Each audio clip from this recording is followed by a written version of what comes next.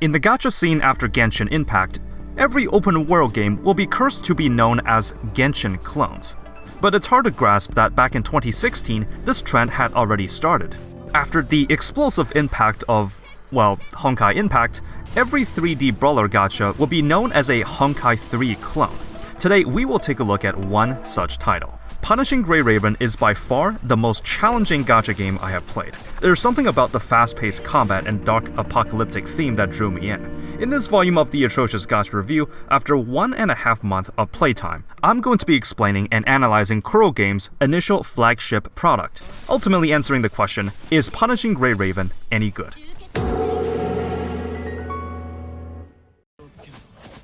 The mid-2010s was an experimental phase for mobile gaming. Nobody knew just how huge gaming on these portable bricks would become. MiHoYo had already broken into the market with huge success, and the race was on. Let's dive into the history of Kuro Games, and how they eventually got to their place today. Now, researching this company was way harder, as Kuro Games is nowhere near as mainstream as MiHoYo. There's no central story surrounding its founders, nor a noticeable public figure like Dawe. If we were to believe what their main company site says, it was first founded in 2014, with their debut game Twin Tail Battlegrounds having released in 2016.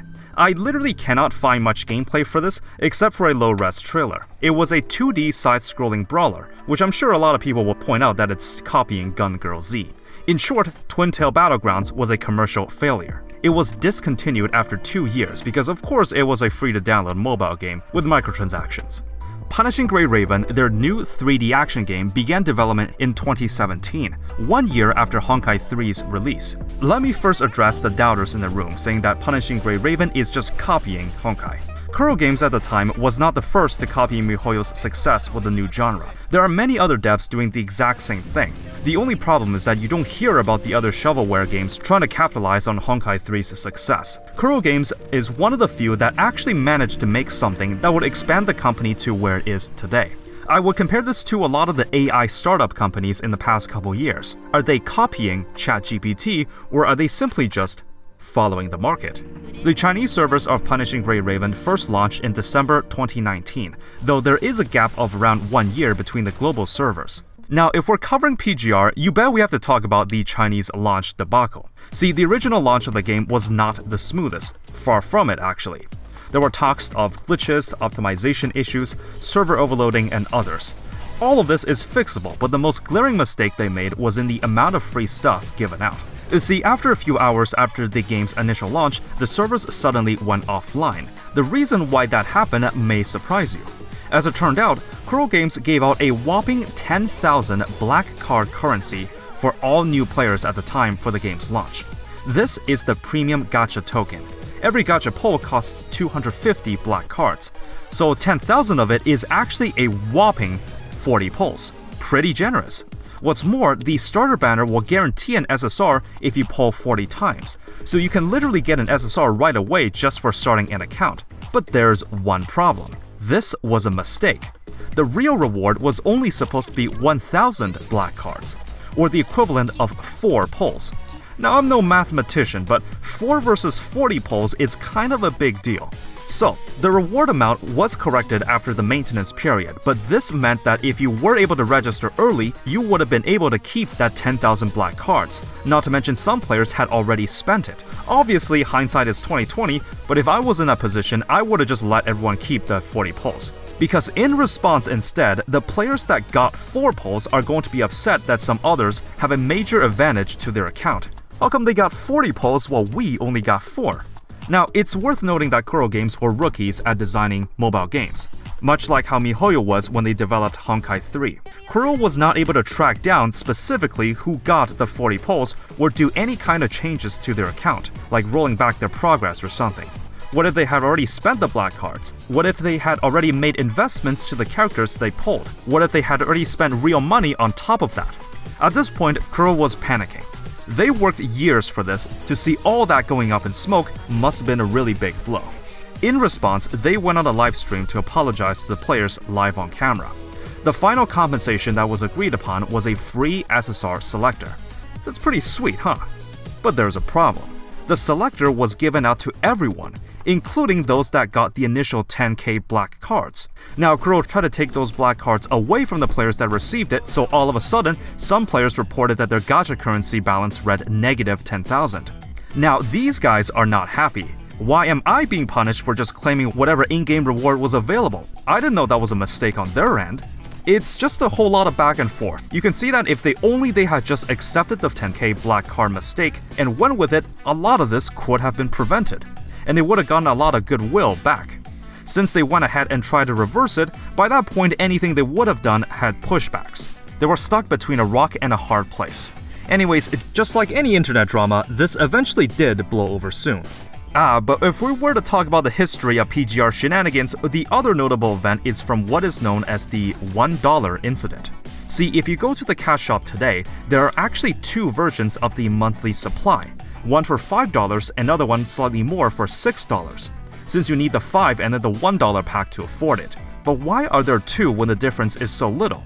Well, as it turned out, Kuro Games had the brilliant idea of listing the original monthly pack to $6 instead of the equivalent $5 when the global servers launched. In fact, people reported that packs in the cash shop were slightly more expensive in the global version for whatever reason. This caused some backlash. How come other servers listed for $5 while we have to pay $1 extra? It didn't help that some moderators from the official Discord did some trolling and said something along the lines of, "Imagine not having $1. This eventually escalated on some social media platforms, leading to the game being review bombed on the Google Play Store. The final solution was to add the separate $5 pack to the shop that gave slightly less than the $6 one. So if you're wondering why there's two of them in the store, despite having very similar pricing, that is why. Now, I have something to confess. I have been playing Genshin Impact for more than 2 years. I am at Adventure Rank 60 and have fully cleared the Abyss on multiple occasions. And earlier this year, I decided to stop playing it for Wuthering Waves. I have a lot of faith in this company, but I try not to let my bias to be too apparent in these videos. So if you do mess up, I will still call you out for it. Despite the disastrous Chinese launch and the middling global launch, the reputation of the game has undergone a complete 180 by this point. Fast forward today, PGR is considered relatively bug-free and very generous in the free rewards given out. But what's the game about? Let's take a look. In the distant future, during a time of great technological advancement, humanity has created Babylonia, a spacecraft intended to further humanity's interests in interstellar space travel. In the midst of their research, a mysterious higher form of energy named zero-point energy was discovered that, if properly harnessed, would allow humanity to facilitate space travel with extreme ease. However, ignorant to its powers, the energy would leak, corrupting humans and mechanoids to lose control of their body and do the bidding of the virus.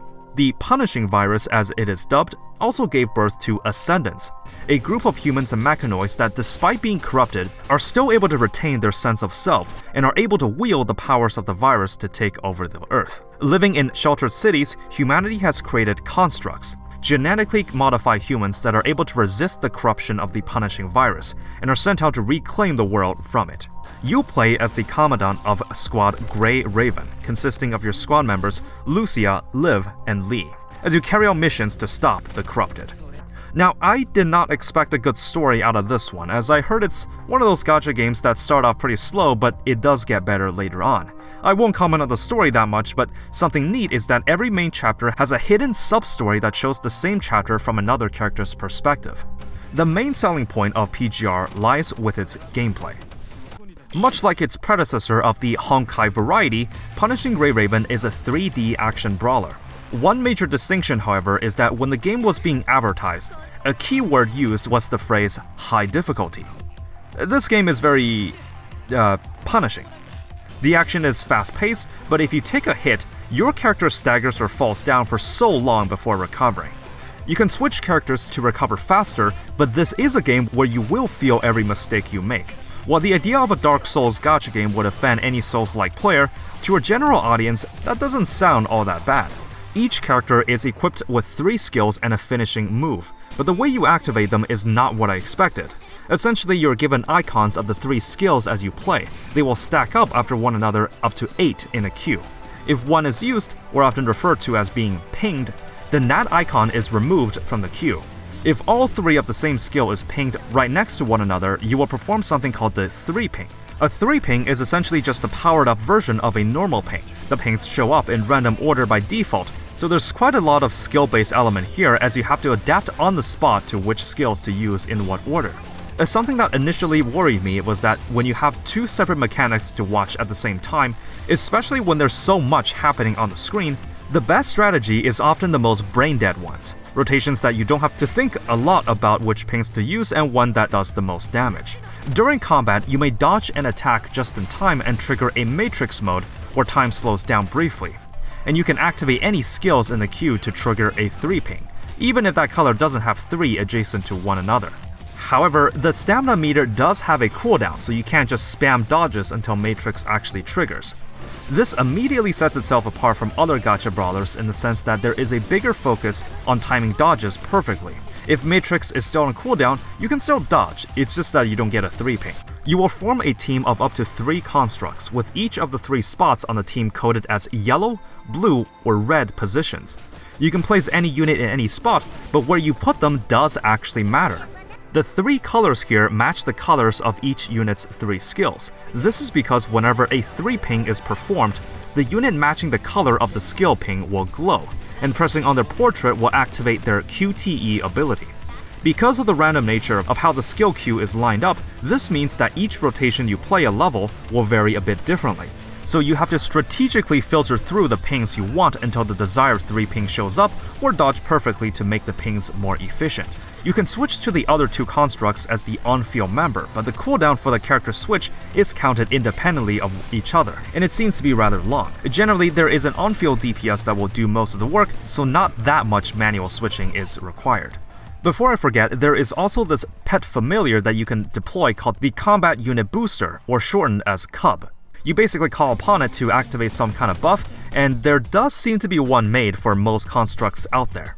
I never really got into this as well, as it's more of an optional addition if you spend money on the game. There is a way to earn it for free as well, and there's even a separate gacha banner for it too, but I'll get to that later. Each construct can be equipped with a weapon and up to 6 artifact items called memories. There are 2 and 4-piece bonuses if that many of the respective memory sets are equipped. Usually builds use a 4+2 set bonus to make up for the 6 slots, with the top 3 giving HP and crit, while the bottom 3 giving attack and defense. They don't have substats by default, so you don't have to worry about any RNG artifact system. For now. Surprisingly, you can create memory presets to be shared among other allies, so you don't have to keep leveling more of these if you don't want to. Now, weapons work a bit differently than I expected. There are many types in the game, too many almost, but they can only be equipped by specific constructs, like this one that can only be worn by 1 unit in the entire game. This means weapons are more selective, and was the one system that confused me more than the others. I will go over how you can obtain weapons later, but alongside memories, you can ascend them by breaking the level cap and investing into them further. Lastly, there's actually 2 types of constructs, omniframes and uniframes. The omniframes are the normal ones that you'll be focusing on, while the uniframes have their own specific tab, and putting one in your team will actually decrease the party's combat power as of currently on global. There are some fringe ways to remove or mitigate this restriction, but it's something only veterans or whales will be able to do. Uniframes are more powerful and they are not allowed to be used in certain modes. Now, I never really got too deep into it, but you do get one for free, and uniframes even have their own gacha banner. This is generally considered a forgotten mechanic, since most guides online will not recommend you to look too deep into uniframes as a new player. They even have memory sets that only they can equip. It's quite a lot to take in at first, but this time around I actually did take the time to learn about team building. I know that I have to get this emo lady to complete a physical team because Lee here is ancient, and I didn't know that you could get a free copy of the new support character for free in one of the shops. I started off with a team that was fairly outdated as power creep does exist in this game, but as I looked through the online guides, figuring out why certain memory sets are placed on what constructs, and why each construct is placed in a specific color slot, as I began to play more, I soon started to understand how the flow of gameplay works, why these strategies are considered meta. So when I saw why the Da Vinci 4 set bonus is placed on a support unit that also activates the other unit's QTE ability, I realized, oh, I get it now. Much like the more contemporary gacha games released these days, a lot of the progression will look pretty similar. Using the stamina currency Serum, you can use it to run through levels for various resources. The serum caps out at 160, and you can either use black cards, which is the premium gacha currency, or via these vials. Now, this game does give you a lot of these vials. Most of them do expire, but there's usually no point in hanging on to them. Going into the materials menu, you can farm the common level up materials like the one used for leveling constructs, memories, weapons, and skills. Ascensions known as promotions does exist in this game, and the construct max level is that of the player level, though the true level cap is 80. Increasing the power through any of the previous means increases a unit's BP or battle points. Whenever certain conditions are met, that unit can undergo awakenings that essentially add a passive upgrade. These don't cost anything extra, and when you get to the 2 later awakening stages, that unit will start each fight with a 3-ping ready to go called Ultimate Awakening, a one that lets you choose a specific starter 3-ping color for the last awakening known as Infinitas Awakening. In a nutshell, the final 2 awakenings remove RNG in your rotations to make them more consistent, which definitely makes it pretty unique when it comes to late game upgrades. You can limit break each construct with their respective shards, and they can be obtained by pulling more copies or farming them via a specific node or shop. The shards work incrementally in the sense that you invest a few at a time until a threshold is met before reaching the next limit break level. Yes, in most cases, even if you don't own an initial copy of a character, if you can obtain enough shards, you can still get them without going to the gacha. Not all characters in the game get this treatment, so don't think you're that lucky. Now, you might think that in order to progress the account, you just gotta farm all these different nodes to upgrade everything, right? Exactly right. If you were stupid. See, most of these farming nodes are actually traps. The most efficient way to farm most things is to go to the current event's material farming stage, because with this, you can use the event currency to get almost every useful item in the game, including specific memory sets. When you cleared it a number of times, you can auto-clear. Or if that's not possible, you can spend serum in bulk to only run through the level once to get more rewards. A sweet function without any strings attached? It's just the way I like it. Now, there's a bunch of starter missions that you can do for some standard banner pulls, but one of the most interesting ways the game lets you accelerate progression is via the mentorship system. See, all the different game modes unlock as your player level goes up, but around level 80 is the point where you can truly be considered late game. The mentorship system lets you complete up to 6 missions per week for extra XP, and let me tell you, the amount of XP given to you with this method is actually insane. You can keep doing these weekly missions until you're level 80, which at that point you can graduate and even become a mentor yourself. The Battle Pass does follow Honkai's method of 2 separate pay tracks. I know some people don't have any problems with it, though I've always preferred the simple 1 pay track system. The currency needed to buy it is also not in even amount, but monetization will get its turn later. Now, one part that I did dislike about PGR is how the weapon system works. So the rarities of the weapons goes up until 6, though most would not use anything seriously under 5 stars. So how do you get the weapons for your characters? Well, each character has a signature that is pulled from the weapon gacha banner. I think most free-to-plays or low spenders would prefer not to bother with a second gacha system that's not characters. So your next best option is to farm 5-star weapons via the co-op game mode. This is a mode where you can select from 4 difficulties and form a team with 2 other players to clear a boss stage. You get a random reward at the end, and while the chances of getting a 5-star weapon is low, you can do co-op up to 21 times a week and get 150 5-star weapon shards. Get 450 of these, and you can exchange it for any 5-star weapon in the shop. This effectively translates to 3 weeks of participation. Because of the way weapons are exclusive to certain characters, this makes PGR's weapon system to be one of the most rigid and restrictive I've seen. Aside from Kuro explicitly giving out weapon selectors for free, other than grinding co-op, there are no other ways for free-to-plays to obtain competitive weapons. Now, of course, you can still just focus on characters for now, and then slowly commit some pulls for weapons. It's not bad, but this was one of the aspects of the game that I didn't find to be super smooth. Daily missions are separated into its own tab, and there's also the weird game mode tucked away in the daily missions menu called Operation Guardian. It's kind of like a tabletop game board where you can select a certain amount of moves to advance forward. You can complete a certain amount of tasks to get rewards and XP. There is also the dorm mode that lets you decorate and pet your constructs in chibi form. There's even a set of daily missions for this as well, and a way to complete errands for this currency to be used in the dorm shop, which one of the most valuable resources is the shards for select 6-star constructs. You can join a guild to participate in something called Simulated Siege, where you battle a level or boss, and depending on yours and the guild's performance, you get these hypertune chips that are used for late game upgrades. Whenever you fully upgrade a memory, you can perform something called resonance that when you feed another memory of the same set, you get an extra passive ability. You can resonate up to 2 times per memory, and the resonance buffs only apply to the construct that you equipped it to. So putting a resonated memory on another construct would not activate said buffs. You can hypertune a resonance to increase its buffs even more, but doing so will cost the chip thingies that you get from the guild sieges.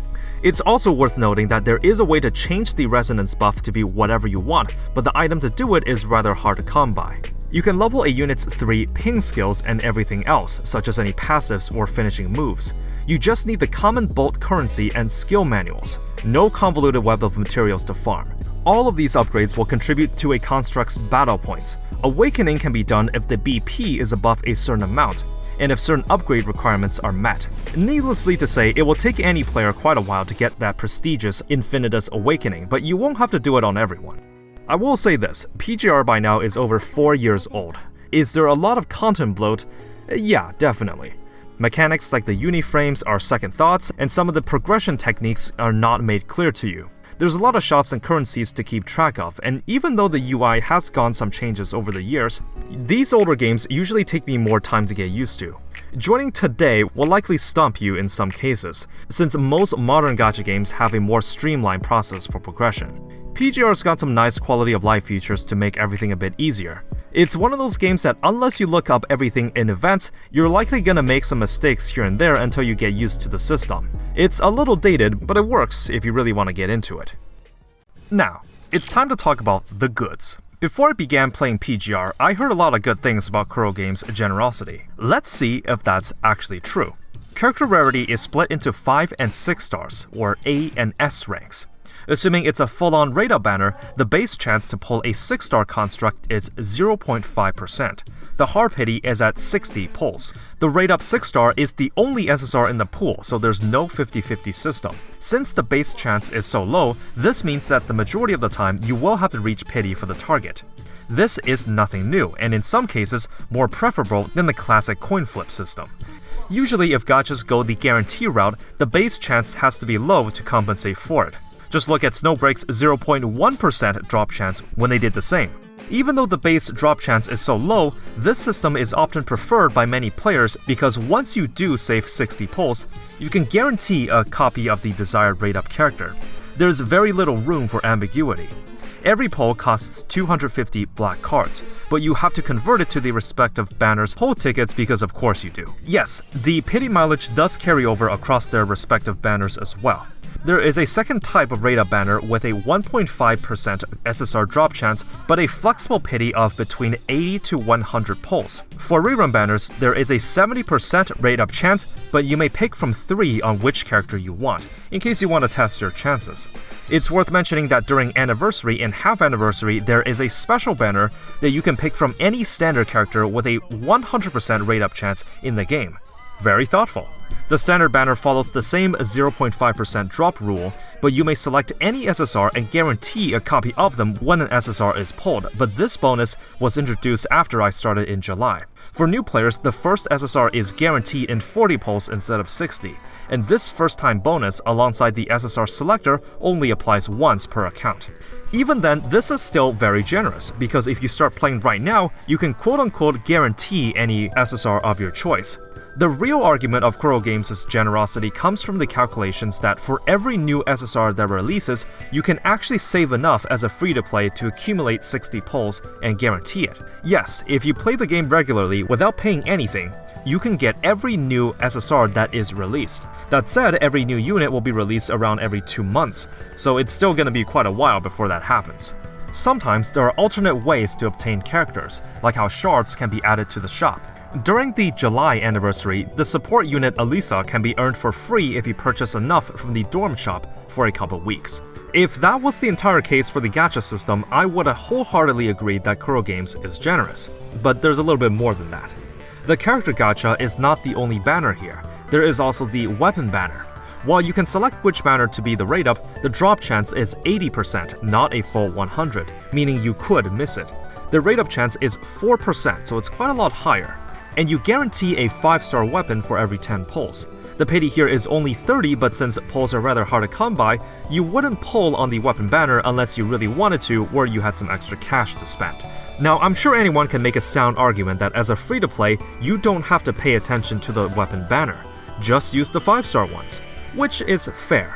Some of the A-rank constructs are pretty good too, and the meta builds listed on greyravens.com are only relevant for placing high on the leaderboards. But after consulting some players, the conclusion I came to is that it's not a game where I can confidently say, just run the 5-star weapons, you'll be fine, because some of those 6 stars are actually really good. The Cub also has its own gacha, but it's generally not considered by free-to-plays or low spenders, though the pity counter for the rate-up Cub is only 20 pulls, and you can also select which Cub to be the rate-up.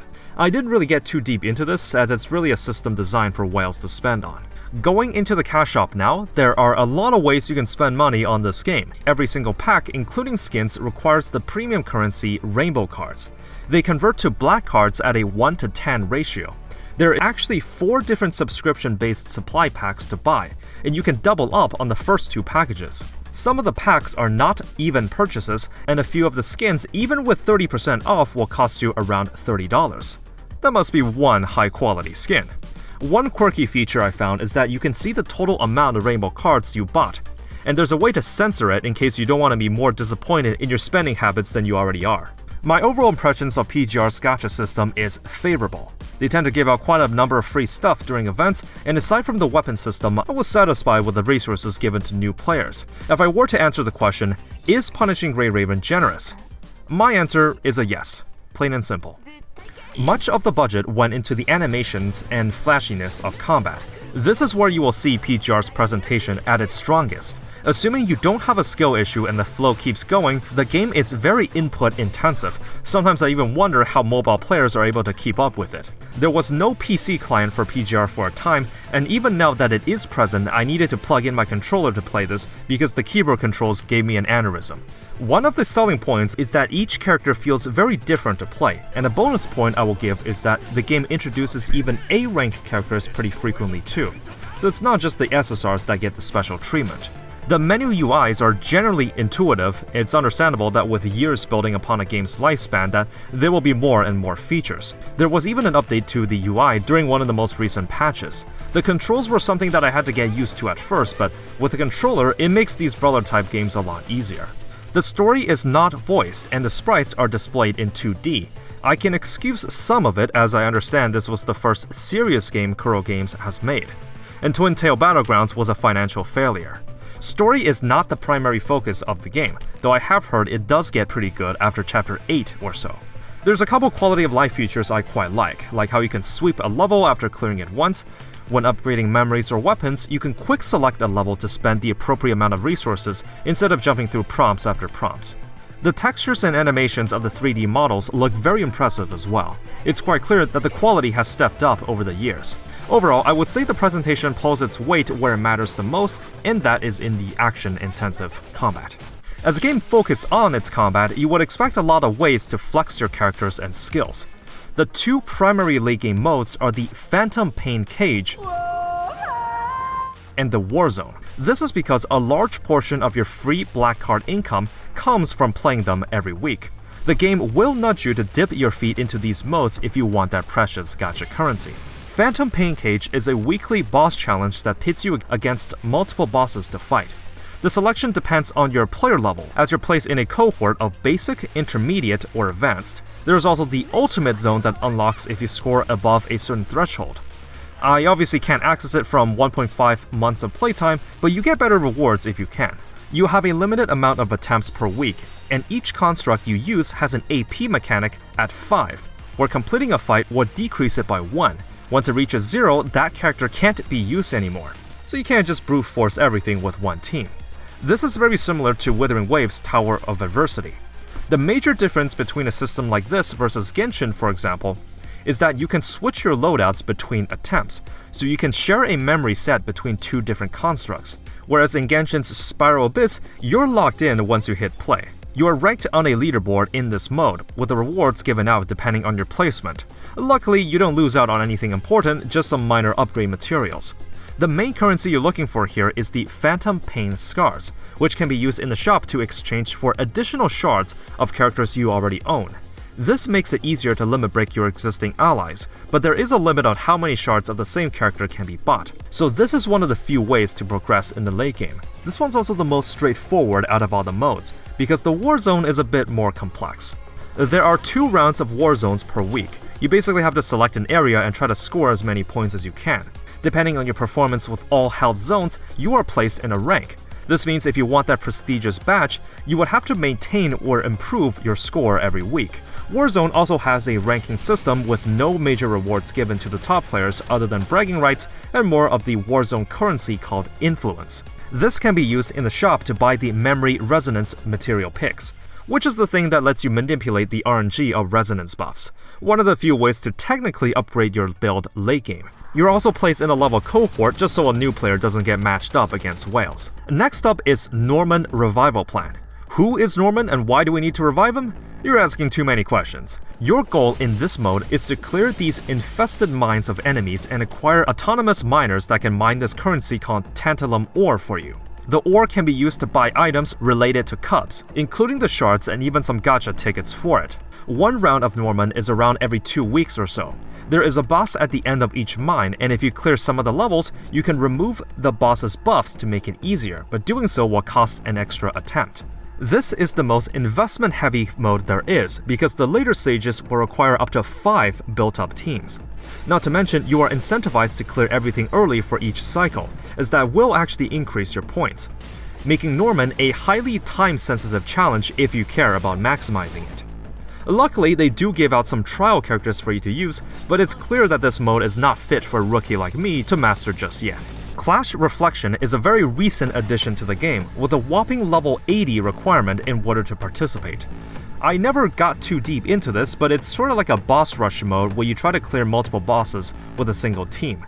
This mode was an addition last patch when they introduced a new mechanic called Weapon Harmonization. By farming this module currency in this mode, you can harmonize a 6-star weapon to fit 2 additional memory set bonuses to them, effectively letting you have 8 in total. I can't show this myself because I don't own a 6-star weapon. There are also some event-based challenge modes like the Babel Tower. These are not always present in every patch, but essentially every time they come back, the formula is shaken up a little to keep things fresh. Now, I don't have in-depth knowledge about the different modes, but based on some research, some of the loadouts for your builds can change a little bit if you get serious about late-game content, which is why the memory preset system exists. This is where PGR differentiates itself from some other gachas. There are ample ways to show off your skills and investments in the game, with some of the weekly missions even tied to participation. If you want a challenge, you will get it here.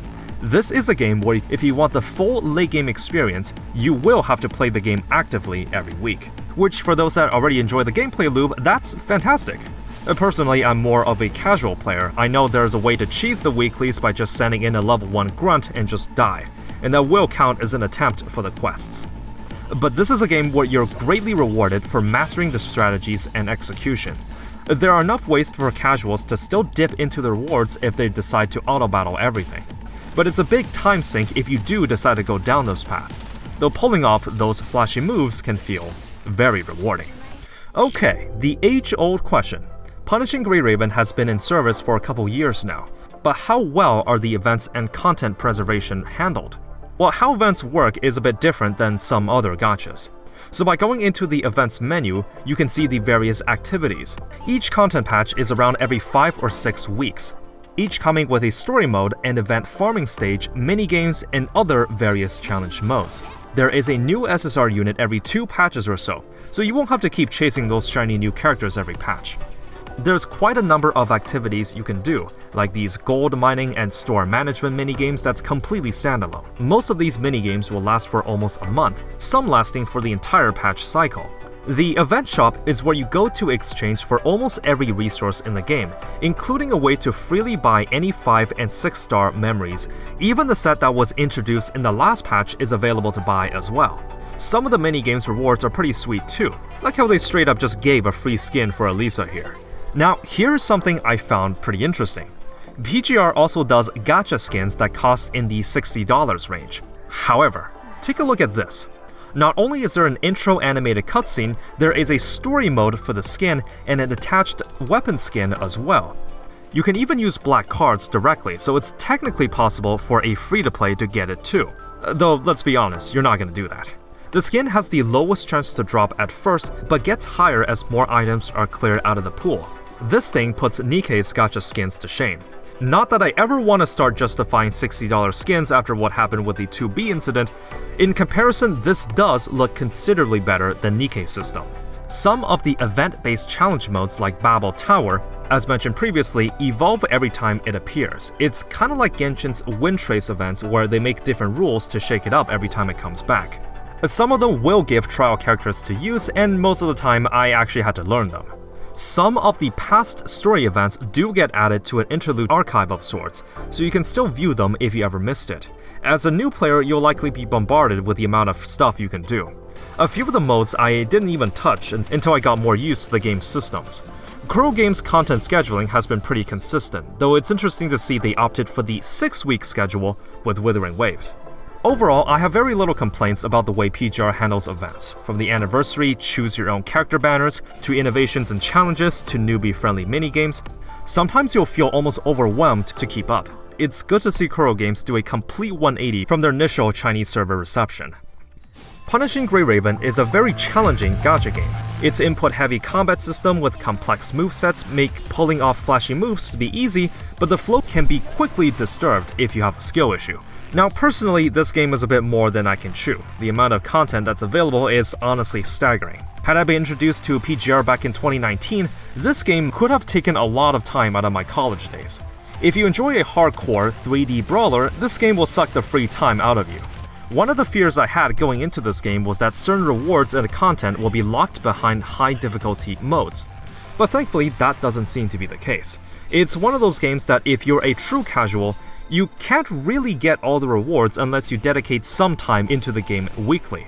This is an investment-heavy game where there are plenty of ways to show off your builds. It's not something you log in for 2 minutes a day and forget about. It's always fascinating to see the company history as a side-scrolling action brawler evolve to where it is today.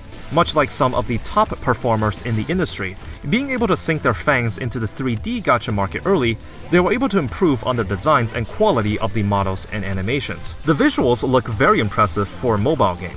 PGR existed in a time where the 3D gacha market hadn't been too popularized. This niche has allowed them to propel their business to a worthy competitor in this genre today.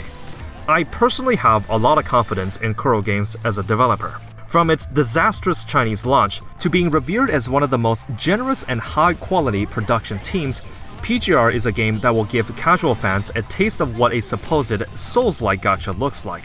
It gives those looking for a challenge to be wanting for more. Thank you for tuning into this volume of the Atrocious Gacha Review. If you have suggestions on which game to try next, I'm all ears. A small heads up is that these reviews will start taking a bit longer to come out, as I'm dedicated to playing each for more than a month now. And some of them, especially the older ones, can take quite a while to get used to. If you wish to support the channel further, I am affiliated with NordVPN. If you use the affiliate link in the description, I get a cut of the proceeds of any services you purchase from them. If you wish to see more gacha related content like this, you know what to do. As always, have fun out there.